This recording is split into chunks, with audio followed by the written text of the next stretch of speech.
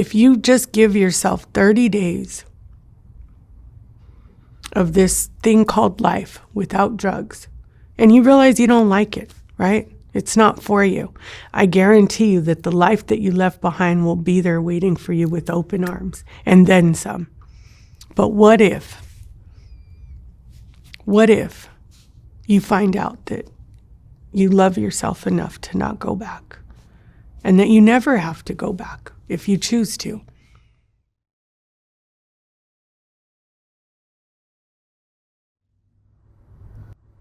All right, Dawn. Where'd you grow up? Where are you from originally? Albuquerque, New Mexico, born and raised my entire life. Tell me about how you grew up. Very dysfunctional. My entire family, I'm the youngest of 6, and my entire family is from Mexico. And my dad met my mother. He was military from the United States. And when he went back to visit on leave, she surprised him, told him that she was pregnant. And he wanted me born in the States. So times were different back then, and he was able to bring her and 4 of my siblings back to the States. I was born in Albuquerque, New Mexico. And my earliest memory that I have was abuse, sexual abuse by a brother. I remember the room. It was like a baby blue room. And a lot of people don't remember these, but my focal point was this doll. There was dolls on a shelf, and they were pinned to like this round plate. And they had these huge dresses with umbrellas and big hats. And there was a collection of them on the wall. And I remember that being my focal point. I can remember vividly the colors of each of the dolls. And I would always focus on their weird fingers. I remember being taught things at a very, very young age. And I didn't know any different. I didn't know that it wasn't right. I do remember my older sisters. I know that it happened to them. I remember at times they would, it got dysfunctional where they would kind of decide who was going to go in the room with my brother. And around the time that he disappeared, my mom and dad separated. I remember one time them fighting. They got into a really bad fight. My dad had drugged my mom by the hair into the kitchen. And I remember like that being very scary. And they separated. And the agreement was that I would go with him on the weekends and then stay with my mom during the week to go to school. And one weekend, I just didn't want to go. I think I should back up and let you know that as early as I can remember, I was tormented for being white. I was the honky, the gringa, the white girl. My last name was Green. Everybody else had a Mexican last name. And so they despised my father as much as they despised me. And so between the sexual abuse and being hated for the color of my skin, they really had it out for my dad. And one weekend, I just didn't want to go. I told my mom, I just want to stay home. And my sisters convinced my mom that Honky, as they referred to him, must be doing something to me. And that's why I'm not going. And I went to school, and these detectives came to talk to me. And they had these 2 little dolls. And they were asking if somebody had like touched me here or done this to me. And I said, yes. And in my mind, I'm thinking that they're there for my brother. Somebody finally said something. I remember this big white van pulling up and them taking me into a receiving home. And some time went by, and I asked one of the ladies that worked there, how come my dad hasn't come to see me? And she said that he wasn't allowed to see me because of what he did to me, because he hurt me. And I said, my dad didn't do anything to me. And I was really confused. I remember being very angry, very alone, very neglected. Softwhite Underbelly is about giving people a space to tell their stories, even when these stories challenge what we think we know. Ground News shows us different perspectives in the media, which is why Ground News is a perfect sponsor for my channel. In a world where algorithms censor much of the information we receive, some of the most important stories get missed from our news feeds. Ground News highlights local news from around the world, giving you an on-the-ground perspective that national coverage might miss. The app and website empowers you to form your own opinions by presenting you with every article published on any news story worldwide.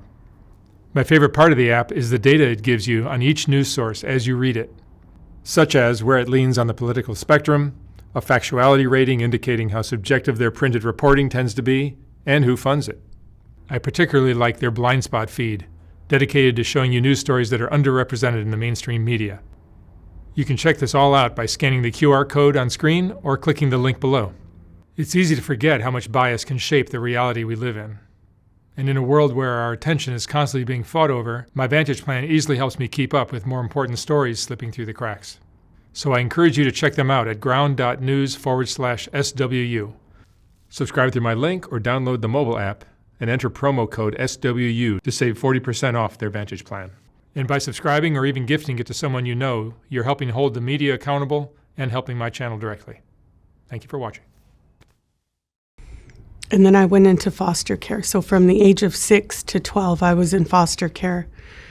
And they finally let me return home. And all my siblings were years older than me. So when I get back home, we're living in the projects. And everything changed. Like my sisters are dating. They're starting to have kids. And I thought that's what we started doing. And so I started dating a man that was 10 years older than me. So I was 13 and he was 23. And I was the only person in middle school getting picked up by a man in a truck. I didn't know any different. My mom, I remember her being upset, not because he was a man picking me up, but because he was a black man picking me up. And I got pregnant and had my first daughter at the age of 14. And then 2 months after I had her, I got pregnant again. So by the time I was 15, I had 2 little girls. 2 weeks after I had my second daughter, I was introduced to crack cocaine. It didn't gradually come with marijuana, alcohol, like it started with crack cocaine. My kid's dad would take off and stay gone for days at this apartment across the street. And I'm like, what are you doing? Like, what could be so important that you're not here with these kids and me? And I went over there one night and I walked in and there was couples around. Everybody in the apartment was older. And I went in looking for him and they said, he's hiding in the closet. So I went and I opened the closet and he was sweating like profusely and like afraid. His eyes were bulging out. And I'm like, what are you doing? And as I walk out, one of the girls in the apartment, they had these steamrollers, what freebasing was what it was at the time. And she asked me if I wanted to try it. And I said, is this what he's doing? And she said, yeah. And I said, well, I want to know what this is that's keeping him from me. After years of being so full of hate and anger and sadness and abandonment, the minute that I blew that smoke out, all of it was gone. I didn't feel anything anymore. And I fell in love with it. And I remember thinking, like, this is what I want to feel for the rest of my life. And I did. 30 years of my life I gave to drugs and alcohol. And by the time I'm 18, I have my third daughter. And right after she got out of the hospital, I took back off again.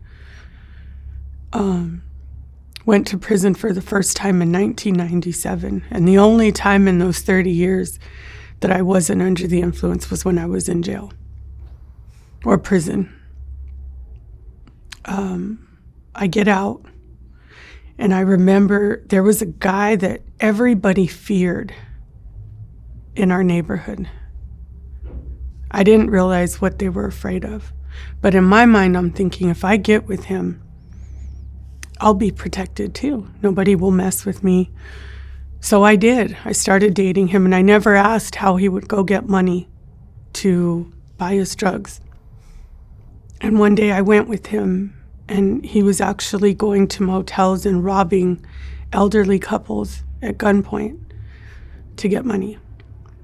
And that one time that I went with him, he had me go in the room, and he tied the couple up, and then he took the elderly man into the bathroom, and I remember the sound of him pistol whipping him and the cries that this man was screaming.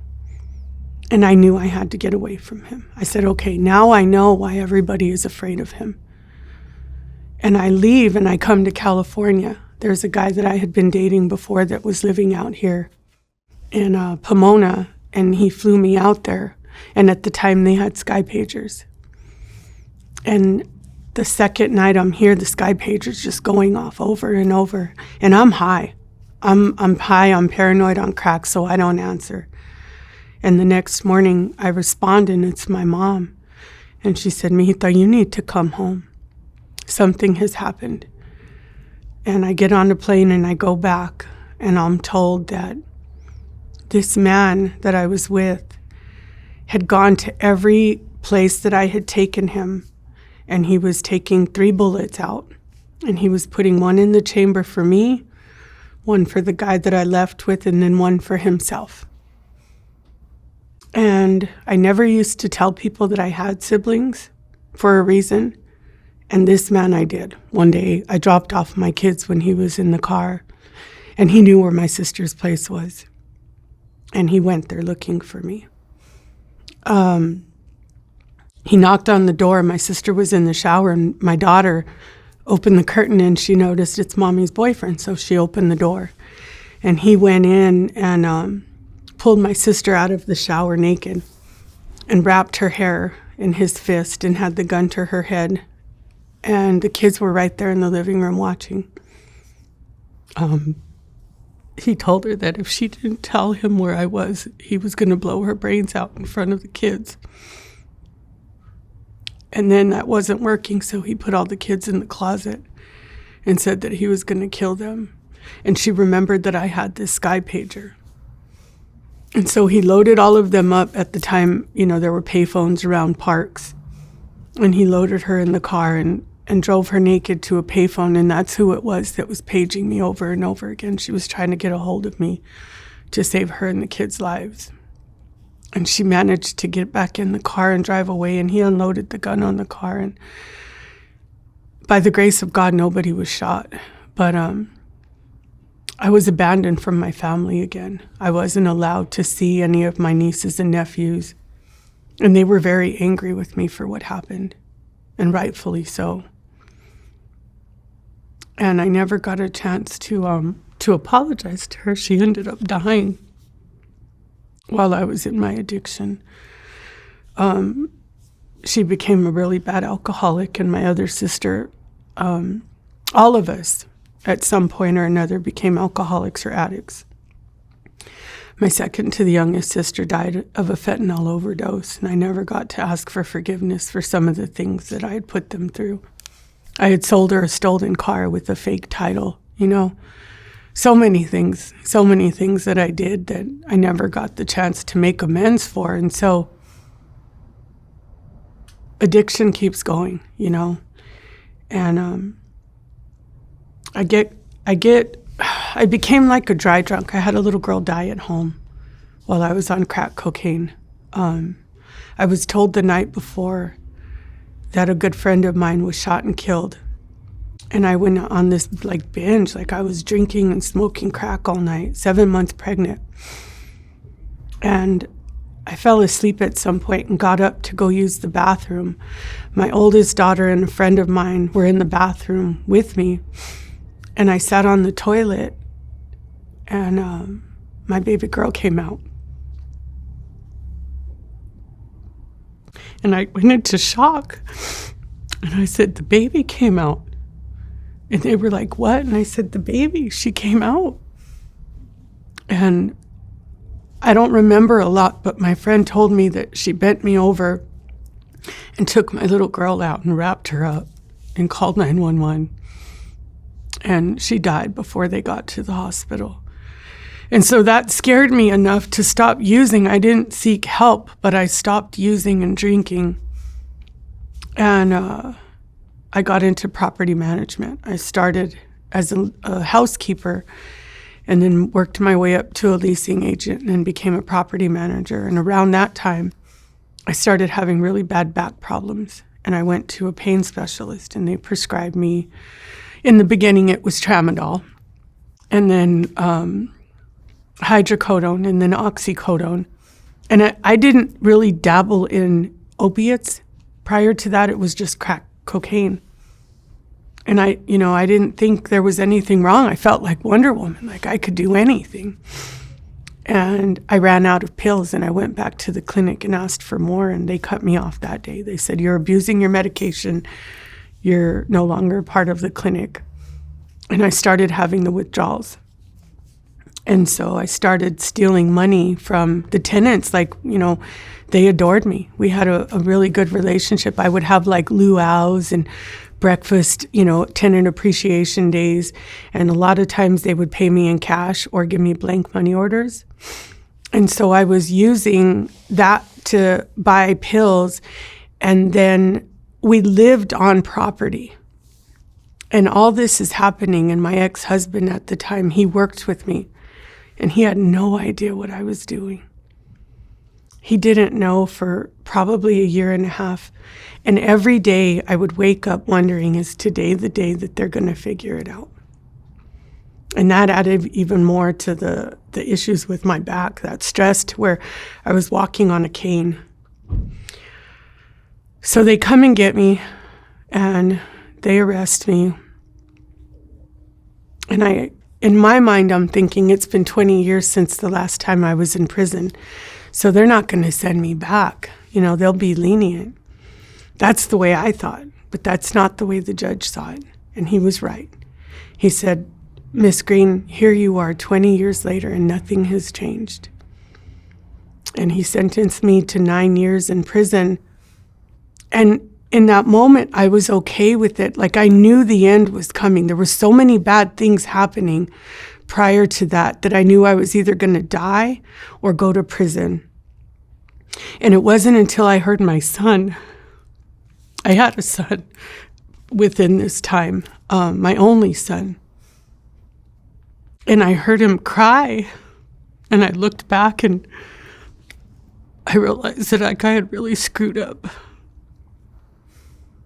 And so by this time, I have 6 children. I had 2 other little girls after the death of my baby girl. And all of them have been impacted by my disease. All of them have known what it's like to be neglected and to be put last for the sake of a drug. And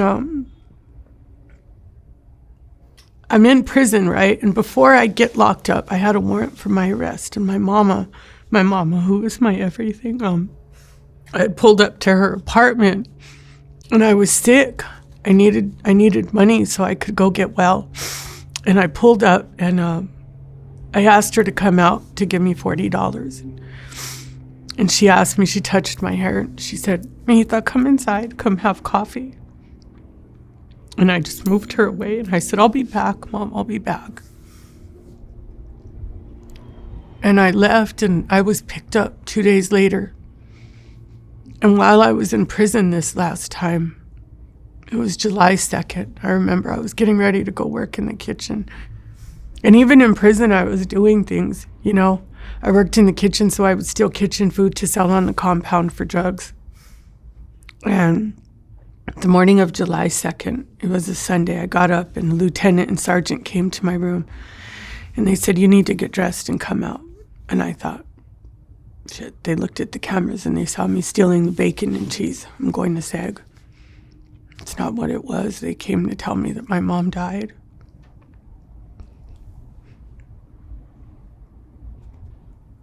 And I never got the chance to let her see who I could become.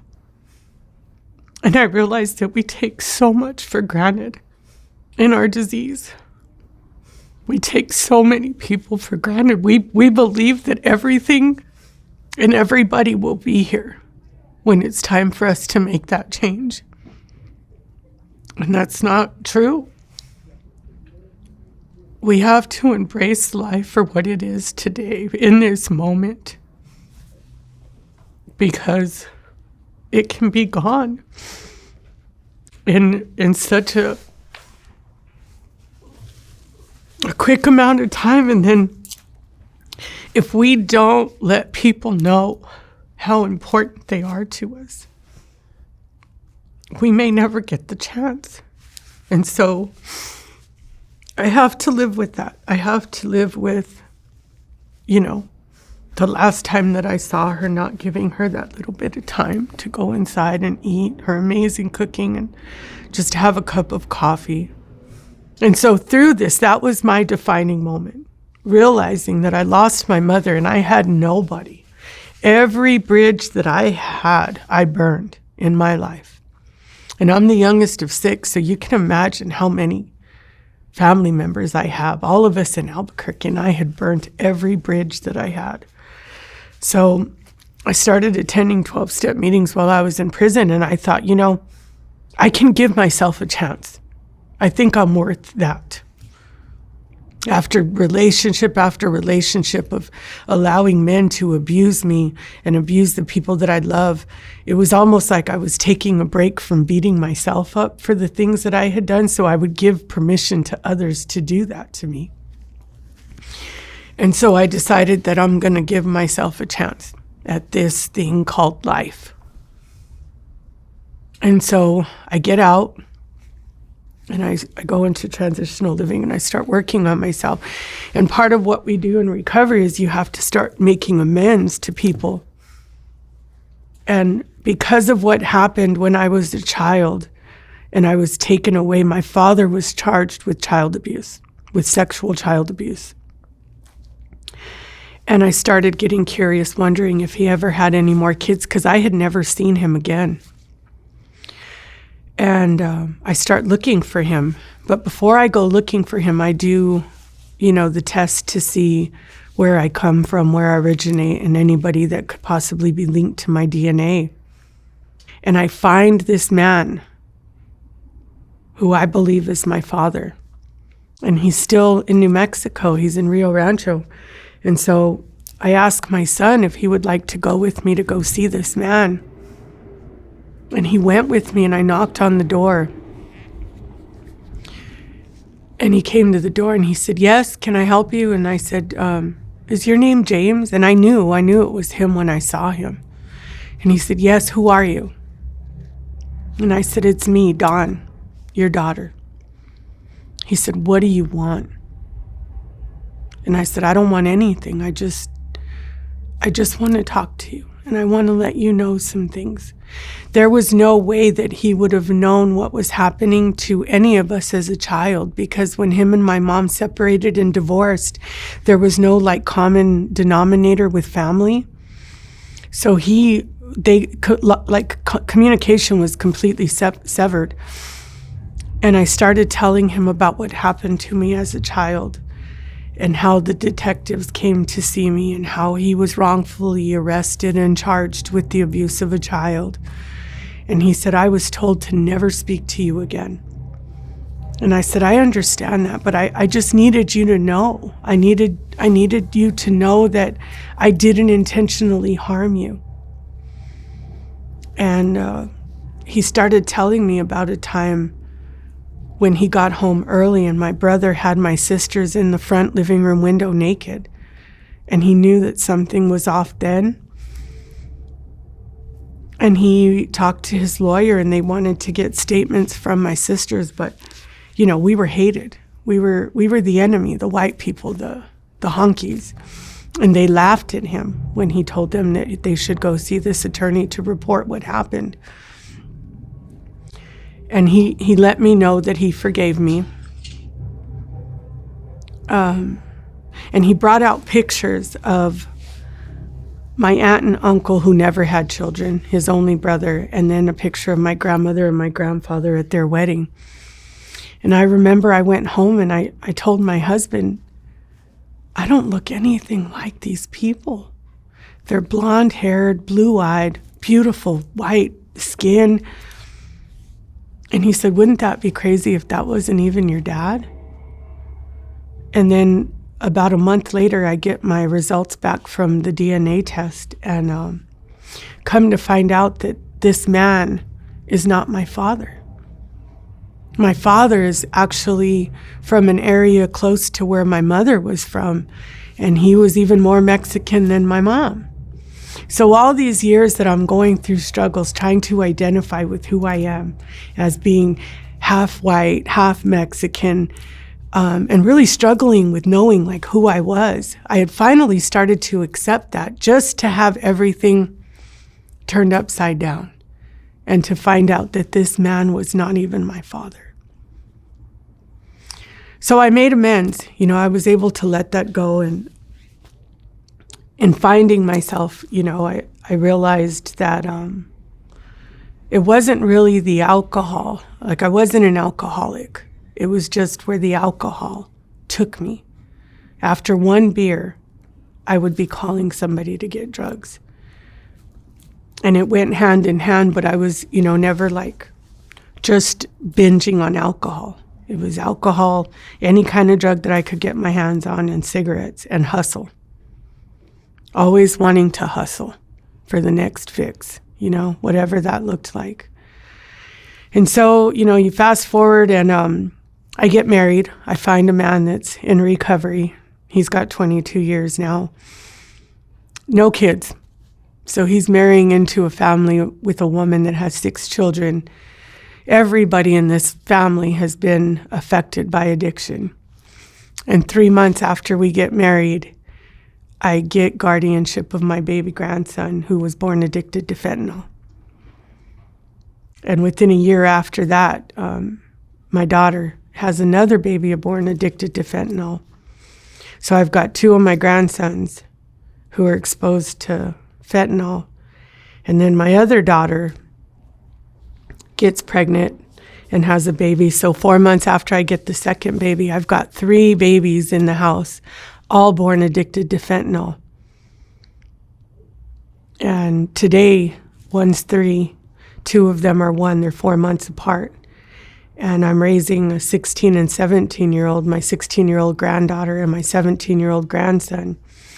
And I still have my 2 youngest daughters at home who are now 18 and 21. And I realized that every single person in our home has been impacted by this damn disease of addiction. All of us. And today we're just like trying to hold the pieces together and trying to make a life, as safe and as happy as possible. And that's not always easy because I still have daughters that are in their addiction. My oldest daughter, who was addicted to methamphetamines, just celebrated a year of recovery. So she found her version of life. And I'm very happy for her. And my two other oldest daughters, one's in jail. And I'm scared that when she gets out, fentanyl's going to take her. But I've accepted that part of this in my life and in recovery, that I am powerless. I am powerless to people, to situations, and to circumstances that don't involve me. And I've had to surrender my entire family and just let it be and not try to control what they're doing and they're using and when they're going to find a recovery. And through that, I found peace. I found a lot of peace within myself by not trying to dictate somebody else's life. I can barely dictate my own life today. It's like, it's crazy. I wake up at 4 a.m., get the boys ready, take them to daycare, go to work, come home, take care of them, try taking care of the 7 kids that I have in the house, and just do the best that I can for myself and in return for them. And it's not always easy, My husband is a godsend. I don't know if I could have the life that I have today without him, because he came in And he loved me unconditionally with everything that I had in my past and everything that's dysfunctional in my life. Like he came in and wanted to be the man that chose me with everything that comes with it. And so, today I just feel like I need to share my story because there's so many sad stories of disease, of addiction, and the sadness of it. But like, life is possible after that. Life is good, and it's not always great. Things happen, but it's nothing like it was waking up behind buildings, dirty and hungry and homeless, and that being more attractive than being around my kids and my mom and my family where drugs weren't allowed. And that's a bad hole to be in, where that is better than the alternative. And for 30 years, that was my life. I was Dawn the dope fiend. What do you think there's a lot of factors going on with these stories, this trail of destruction, dysfunction and destruction. The addiction, which is probably somewhat hereditary.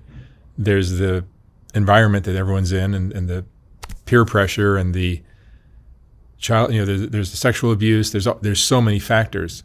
What do you think the core of it all is? Choices. Even if you've been through something terrible as a kid, Yep. still deciding not to pick it up. Choices. I think more than anything, it's the pressure of those that are around us. Because I don't know, but maybe if I hadn't hooked up with my 3 older daughters' father, maybe I wouldn't have been introduced to crack cocaine.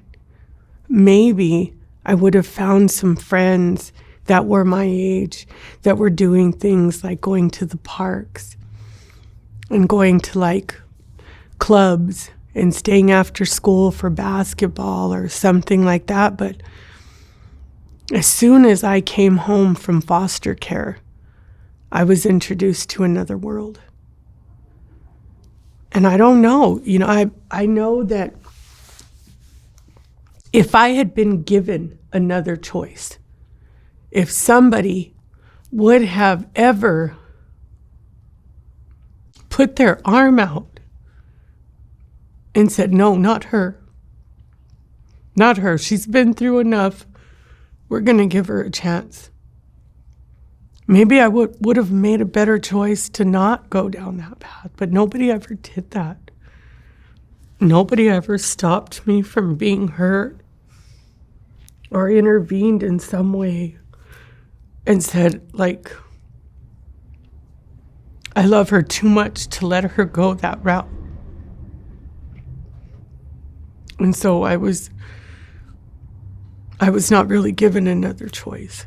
But maybe if I was, maybe things would have been different. I don't regret any of it. I have to say that I have 6 beautiful children. Beautiful. I have 5 daughters and just 1 son, smack dab in the middle. And they're all amazing. Even my girls in their addictions, like, they're just beautiful creatures. And I look at them and I see me in them, And Are they still dealing with it? Still struggling with it? yeah. Yeah, my second to the oldest daughter is still in her fentanyl addiction, and she's present when she can, right? I know disease. I know what this disease is, and I know how you can want your kids, and you can want your family, and you can want your parents, and you can want your spouse. But wanting it and being given a choice to go see them is something different, because that drug has you. And, you'll be getting ready or getting high in the morning. I'm going to go see my family today. And as you're walking out, the disease is like, no, stay for just one more hit. And then that one hit becomes another hit. And then before you know it, 12 hours have gone by. And then 2 days, and then a week. And then you realize, oh, I never made it to my family's house. And then You go into a deeper hole because that guilt, the guilt and the shame of what we've done keeps us in that pit.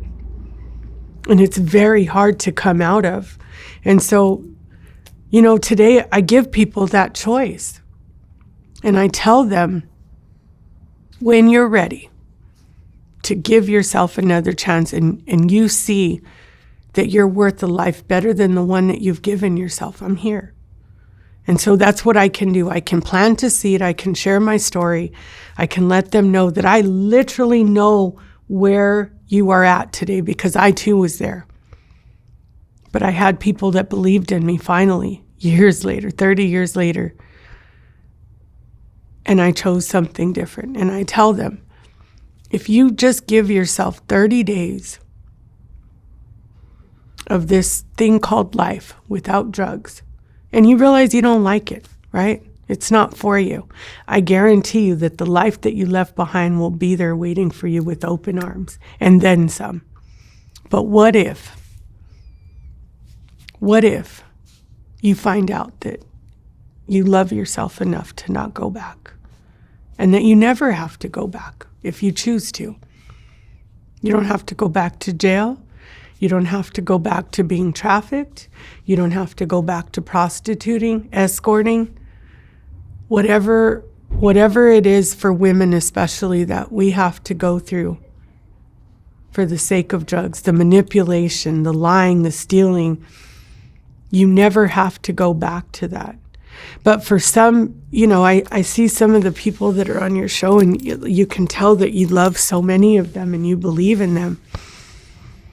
And it's scary to think about being without the one thing that has been your solid for so many years. The drugs and the anger and the hostility and the stay away from me. It's scary to think about who you're going to be. And the longer that you wait to get out of it, the scarier it becomes, because then you realize, damn, my whole life is gone. And now I just have this little bit of time left. What if I don't like me? What if people don't like me? Then what? And we're our own worst enemy, Who cares if people don't like us? Who cares if people don't care for the way we talk or the way we walk? Like, this isn't their journey. This is my journey. And the only person that I have to answer to when I am just out of the shower, completely nude, owning who I am the only person that I have to answer to. All right, Dawn, thank you so much for sharing your story. Thank you.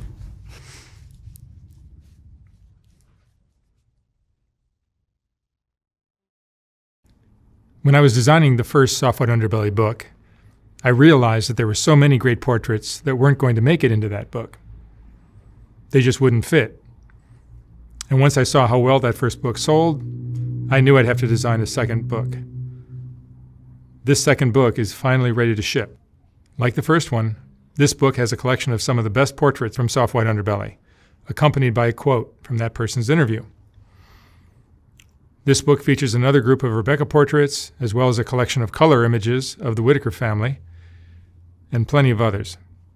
You can order yours for $125 or $150 for a signed copy at softwhiteunderbelly.org. Again, like the first book, once this book is sold out, I will not be printing more of them. The portraits are what Soft White Underbelly is all about, and these two books contain the best of all that work. Thank you for watching.